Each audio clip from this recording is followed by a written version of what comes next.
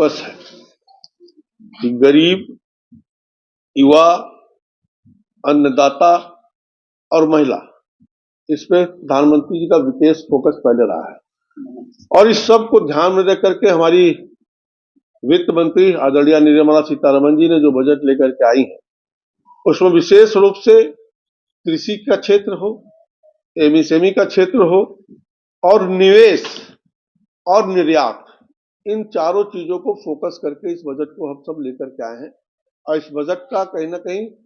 पूर्ण मकसद है कि जो प्रधानमंत्री जी का सोच है कि 2047 तक हमें भारत को विकसित राष्ट्र बनाना है, कह लीजिए तो उसका ये रोड मैप एक बजट है। और उसको लेकर के हमने कृषि क्षेत्र में नारी के उत्थान के लिए और कहीं ना कहीं अगर देखें आप तो युवाओं के लिए, एमएसएमई के लिए, इन सब का प्रावधान इस बजट में सरकार ने किया हुआ। टैक्स स्लैब में भारी भरकम छूट दी गई है, इसका क्या? मध्यम वर्ग के ऊपर कहीं ना कहीं बहुत लोड पड़ता जा रहा था और मध्यम वर्ग के उत्थान के लिए अगर आप देखें तो 12 लाख रुपए तक, पहले जो 7 लाख तक का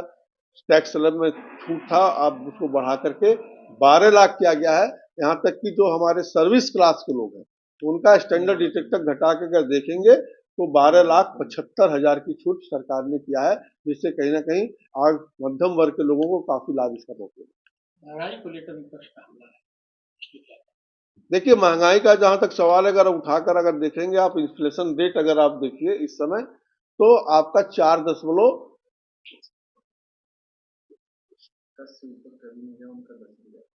अगर आप महंगाई का जहां तक बात करेंगे तो 4 से 14 तक उठाकर देखें तो महंगाई कांग्रेस के जमाने में हमेशा